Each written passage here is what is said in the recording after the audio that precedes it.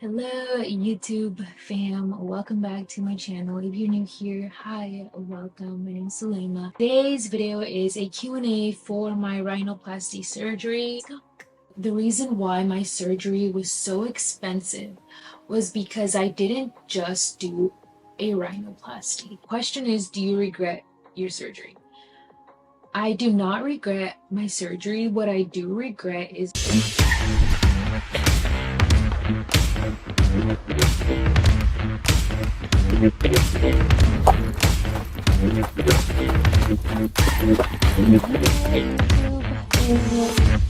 you guys, I took off my nails yesterday and I just feel empty without them. So if you see me it's because I don't have my nails, okay? I asked you guys on Instagram to send me some questions. So I'm going to be answering some of those and then just some more generic questions as well that I've been getting asked. One of the questions was, who went with you to get your surgery done and how bad is the pain? I actually went by myself from here. I live in Oregon and I got my surgery done in Morelia, Michoacan, which is about 40 minutes away from where my family lives.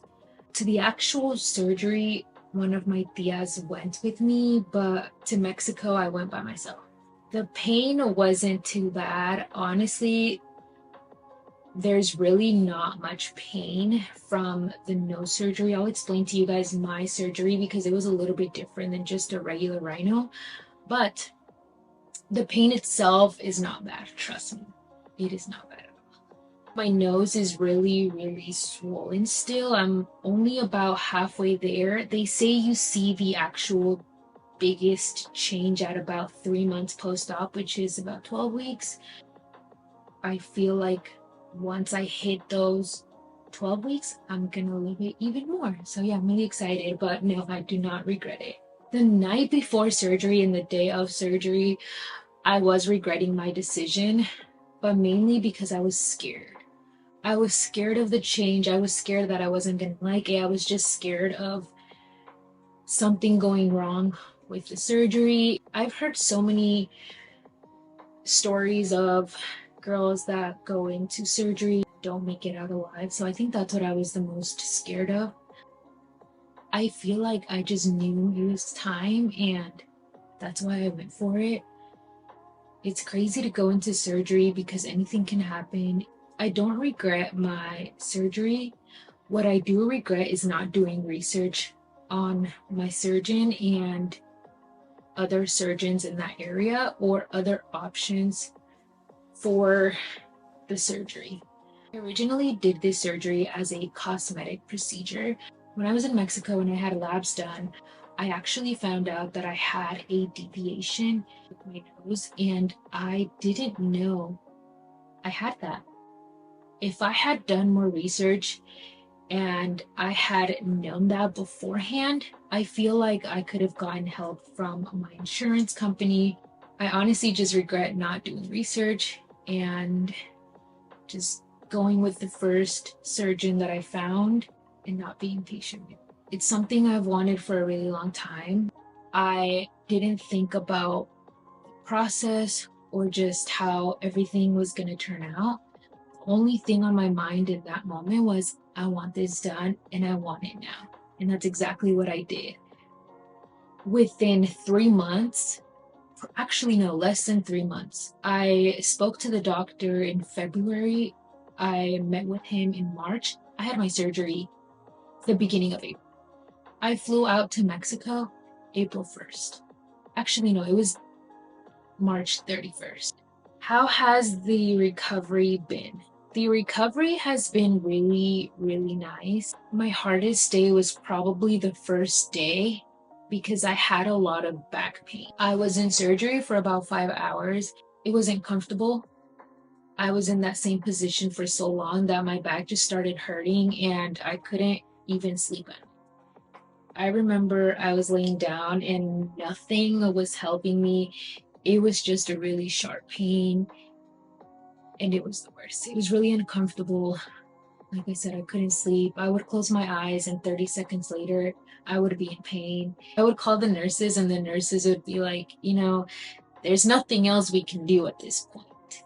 We've given you everything, we've tried helping you, and nothing is helping you, but there's nothing else we can do. You just have to basically deal with it, which is kind of. There was only one nurse that I know was really annoyed with me because I kept on calling her, and it was the overnight nurse. But I was in pain and I didn't know what to do. So I reached out to her. Well, I would reach out to her for everything. And I remember at first she brought me more pillows, then she brought me another blanket, and she would adjust my bed. Then she would have the other nurses come in and help me adjust myself so that I wouldn't hurt myself. It was just a mess. I don't think I got any of that on video because I was just so out of it. That was probably the worst day. Recovery aside from that though has been really nice and just easy. When I was in Mexico, I stayed with my tia and my cousin, and they took really good care of me. They were the ones that would help me with everything. My tia would make me food, my cousin would clean my room. So it was really nice, and I'll forever be grateful for them and everything that they did for me. My tia is like a mom to me. I grew up with my prima, so she's like a sister. So yeah, it was really nice. Oh my god, I like want to cry because I had such a great time with them. We would have a movie night at night every night before bed. Then we would go to bed, wake up, have breakfast together, have lunch together, have dinner together. Oh, it was just so cute. Oh, I'm just honestly, besides the whole surgery part, I'm just really thankful that I got to spend that time with them and just be with them, because life is short and you just never know when someone's last day might be. So being able to spend time with them and just be there, be present, was really nice.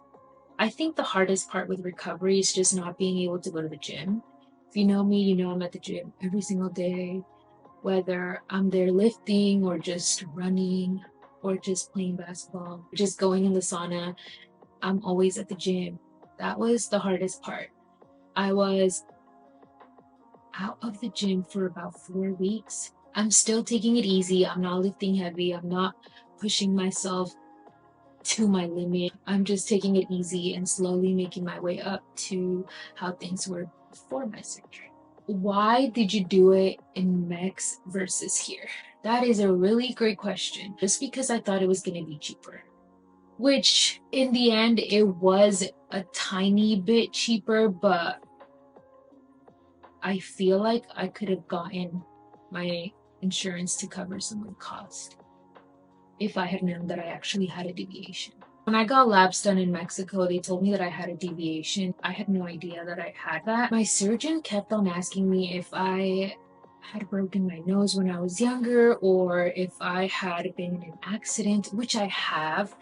In 2019, I was in a head-on collision, but I didn't break my nose. I only had a fracture on my rib, but I don't remember breaking my nose ever. When I was younger, I do remember that one time I was playing with rocks outside. I don't know what I was doing, and I got a rock stuck in my nose. My parents couldn't get it out. I think it was during a holiday as well, so all of the doctors in town were nowhere to be found and nobody could help me. Don't know what I was doing, but they were really scared. Did you need to get cleared from your doctor here in the US to get it done in Mex? The answer is no.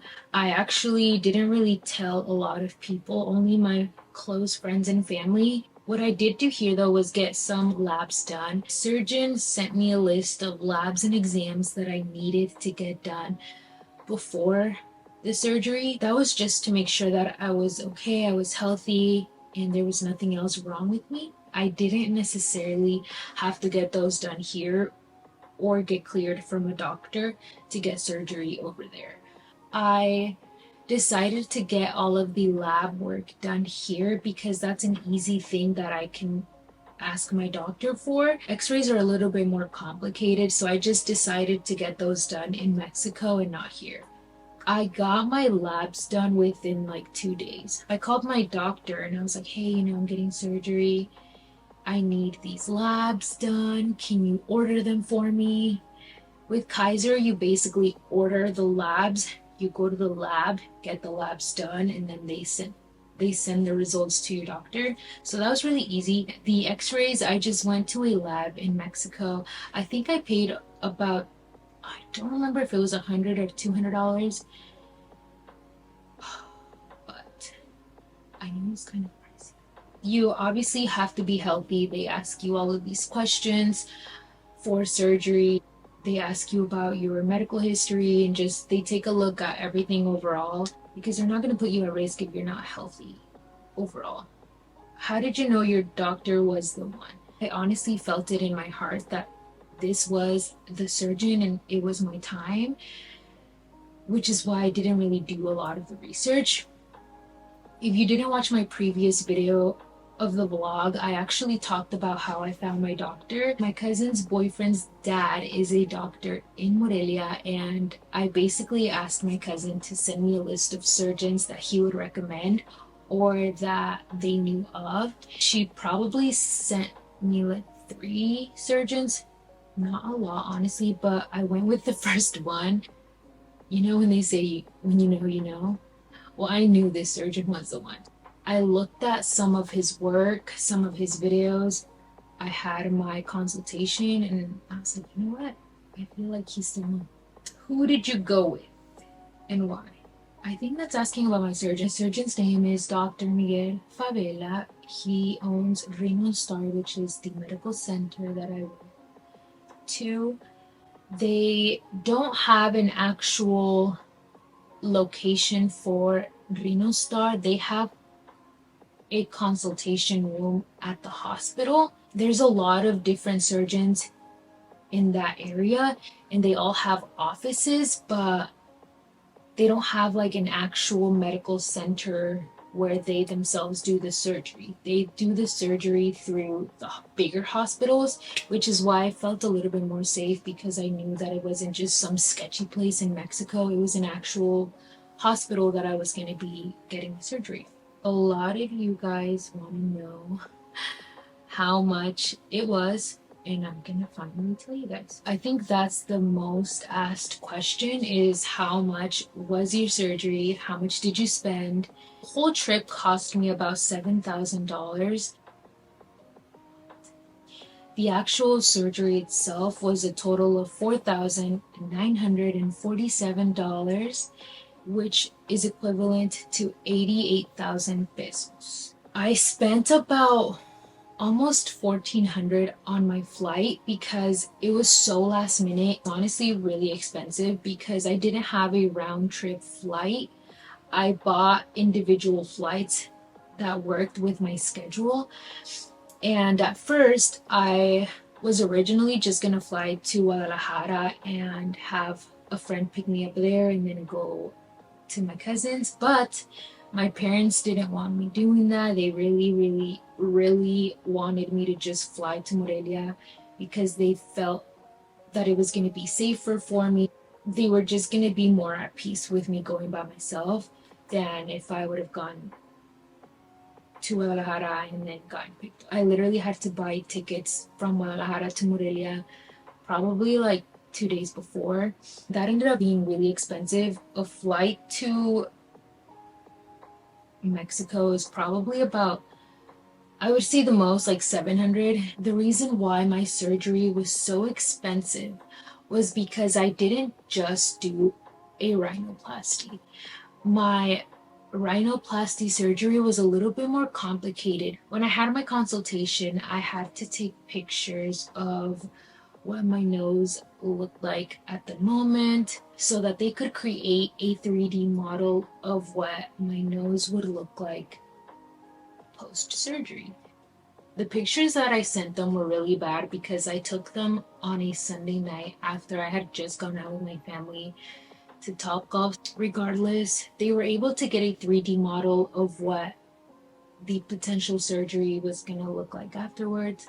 I ended up meeting with the surgeon's assistant because I had the times confused. She explained to me the whole process She was able to get the 3D model from the surgeon. She just walked me through the whole thing so that I knew what I was getting myself into. The surgeon explained to her that because my skin is thicker and the way that my nose was before, so like I mentioned, I had a deviation on my nose and I had a little bone that was like right here, right? Which is where the deviation came from.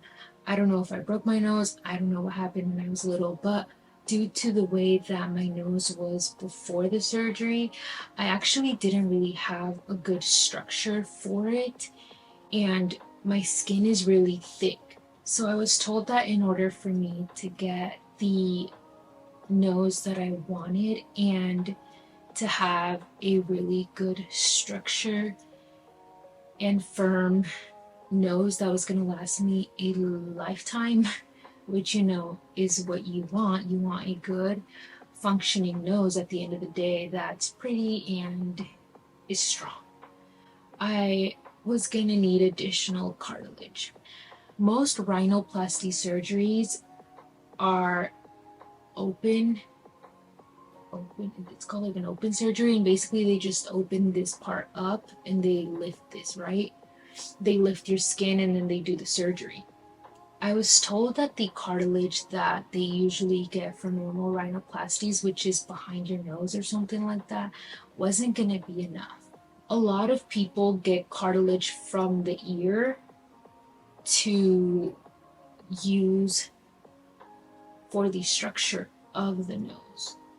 I had to get cartilage from my rib area because I was going to need a lot of cartilage. The surgeon mentioned to me that the cartilage from the ear wasn't going to be enough to form the structure of the nose that I was looking for. So I was going to need additional cartilage coming from my rib area. The cartilage that they usually get from the rib area is usually done to do a revision rhinoplasty. When surgeons get cartilage from your rib, it is usually done for a revision rhinoplasty, which is when somebody already gets a rhinoplasty the first time around and they don't like the results, so they need additional cartilage, and the cartilage from the ear isn't enough, so they get it from your rib. They do a small incision and have a different surgeon go in and get the cartilage. Then the rhinoplasty surgery goes in, he shapes that and gets it to shape that he wants for your nose, and then just goes on with the surgery. That is a process that is done at the same time, and it takes a little bit longer to do because,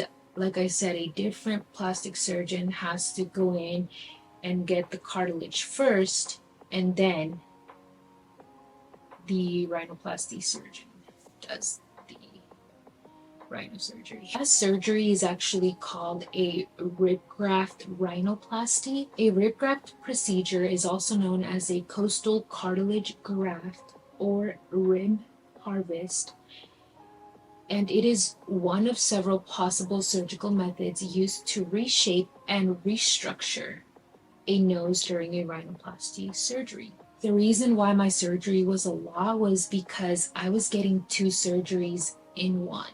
The other surgeon was a girl, and I never met her, but she basically just went in, did a small incision. The incision is probably the size of my finger. Like it was actually a lot bigger than I thought, but it's a few inches and it's right below your boob.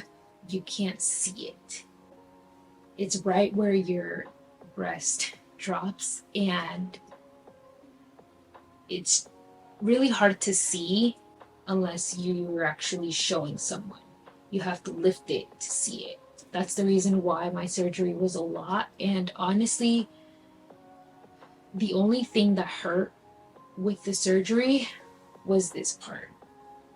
When I tell you I was in pain, I was in pain. I had a hard time laughing. I had a hard time just sneezing. There was a lot of little things that I couldn't do because it hurt. The first night that I told you guys that I was in a lot of pain. It wasn't necessarily because of my nose. My back was hurting a lot because of the position that I was in for such a long time. But the thing that hurt the most was this part, the rib. I was in so much pain. I would move and it was really, really hard to move because of the pain that I would get here. It was just really uncomfortable. I slept on a couch that first night. The other nights, I would literally just sleep like this. I kid you guys not, I slept like this for about 2 weeks. It was really uncomfortable, but eventually the pain just started going away. I would say about the third day, no, probably about a week after, it wasn't as uncomfortable anymore. As soon as I got my cast off, I was able to sleep a little bit more comfortable. I think right before I left, I started sleeping on my side a little bit, even though it wasn't recommended. It helped me a lot. That was the most painful part of the surgery. What was your diet like? I was told to just take it easy on my diet, not have anything spicy, not have anything hot because I was gonna sweat. And at this time, I couldn't really breathe. So my aunt would make me a lot of milkshakes. She would make me jello. She would give me yogurt, just random things. Like I know she made me like macaroni salad. I would have tacos. And eventually I was just eating, not whatever, but I was just eating a lot of the things that she would make. But yeah, she made me some salads and it was really nice. How does your nose feel now? Do you think it feels different? The way that I've been describing my nose at the moment is that it's a combination of numbness and a bruise. When you get a bruise, you know, it like hurts a little bit. And when your foot falls asleep, it's numb and you feel like you can't move it. Try to combine those two, and that's the feeling that I have at the moment with my nose. It just feels numb, but bruised at the same time. I don't feel like it feels different. I honestly got so used to it already that I feel like myself. I don't think that the change was crazy as far as, you know, not feeling like myself anymore. I still feel like myself. If anything, I feel more like myself than before. I feel like it was the best decision. Were your parents okay with the surgery? Honestly, it's really funny because if you know me, I have always talked about how I wanted a rhinoplasty. I would always tell my parents that I was going to get a rhinoplasty when I was older. I have a tia in Mexico that got a rhinoplasty when she was younger. I feel like that helped me a lot with making my parents understand that I wanted this for myself. I was gonna do it regardless. At first, I was just joking around with him, you know, I was like, oh, you know, like I'm doing this, I'm doing this. But then when I actually had my consultation and everything was set and done and I sent the deposit over, I slowly worked my way into telling them. I first told my brothers, I told my friends. Everybody was so supportive. I will forever be thankful for my friends, for the support that they gave me, all of the sweet messages. My brothers for supporting me with wanting to get this done. My cousins, I feel like with such a big decision, having them in my life and having that support was honestly everything I could have asked for. And my parents, I told my dad through text because he was at work and I was like, you know what? I just need to tell him. I told him I was going to go to Mexico and do the same thing that my tia once did. And he was honestly on board the second that I told him. He was like, you know what? You are your own person. You're allowed to make your own decisions. And if that's something that you want to do, go for it. And it was really funny because he was actually joking around and he was like, you know what, while you're at it, go to a dermatologist and go get your skin checked out. Because I had struggled with hormonal acne for a really long time, which he didn't really know why, but I knew why, so I didn't really need to do that. But he was joking around and he was like, you know what, while you're at it, go and do this as well. But he was so on board with it and it was great. My mom, on the other hand, it was a little bit more difficult. I told her in person when she got home from work one day. I remember that I told her, like, oh, I'm going to Max, I'm going to Max. But I didn't tell her for what. And then on this one day, I told her, hey, I'm going to Max. Don't get mad at me, but I'm going for surgery. So she flipped and she was like, no, you're not going to do this. Why would you do this? You don't need to change who you are. And she just went off on me. The next day, she literally sent me this big paragraph with a picture of myself and was like, what else do you want in life? You're literally perfect how you are. I don't know why you want to get surgery. You don't need it. You're so beautiful. I just wanted you to know that. It was a picture that was edited with a filter on. So I was like, Mom, I literally have a filter on that and it's edited. When she told me that, she didn't even say anything back. She was just like, okay. That Mexican okay. That's not really okay, but yeah, she said that.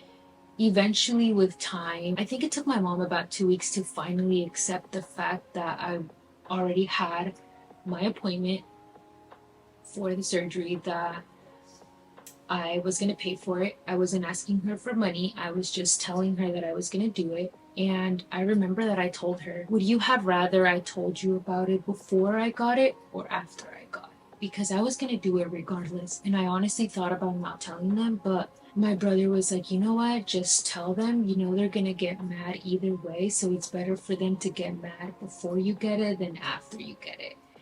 And I was like, you know what? You're right. It's better for them to know, because if anything were to happen, I would want them to know that I was getting this done and not just out of the blue. It took my mom about 2 weeks, and then she was finally okay with it.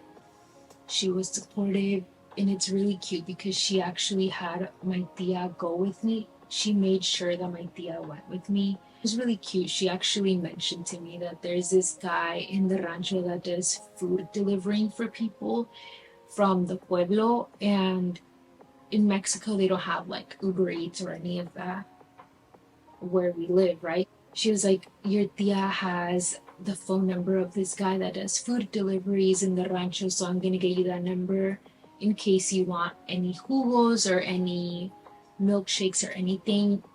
You can just call him and have him bring it to you, and you're not struggling to eat whatever you want. It was really sweet. She was really looking after me. I felt really bad once I was actually there, not having her there. I know she really wanted to. The day of my surgery, she was like, you know what? I'm going over there. I don't care. I'm taking a flight tomorrow. I'll be there for a week with you. And I was like, Mom, it's fine. I already had the surgery. You don't have to do that. I'm honestly fine. Like, I'm okay. I'm good. Don't worry. This will pass by. I eventually convinced her not to go because the surgery had already happened and I was fine. I was good. The rest of my family was really supportive. All of my cousins, my brothers, my tias. Right before my surgery, I went to see all of my tias that lived down there, and I told them. And yeah, they were really supportive. They all stopped by to see me after the surgery. I had some that actually went to the hospital. So yeah, it was really nice. Did you have any inspiration of how you wanted your nose to look? I actually did not. I did, but I didn't. I didn't have like a specific look that I absolutely wanted. I feel like I trusted my surgeon and I knew that he was going to do what was best for my face because everybody's face structure is different. He explained to me that the female nose is a little bit pointy, and he told me that it's like a certain amount of degrees this way and this way. I don't know. They have this whole like scientific thing, right, of how the female nose looks or of how the female nose is supposed to look. So I just trusted him with the process. So that is all of the questions that I have as of right now. If you guys have any other questions that you want to know, feel free to comment down below and I will get back to you guys. I hope this was helpful. If you're thinking about getting a rhinoplasty, go for it. The only advice I have for you is to do research. Don't do impulsive decisions like I did. make sure you know everything about your surgeon, everything about the procedure, the cost, and look at other options. To not let anybody talk you out of it, because everybody's gonna have their own opinion, but only you know what you want in life, and you only live once. So why wouldn't you do something that you know is gonna make you happy or at the end of the day? Just go for it, do what makes you happy, and don't let anybody talk you out of it. Just do it. I promise you, you're gonna love it and you're gonna thank yourself for going through it. But yeah, thank you guys so much for watching. Like, comment, subscribe, and let me know what else you guys want to watch.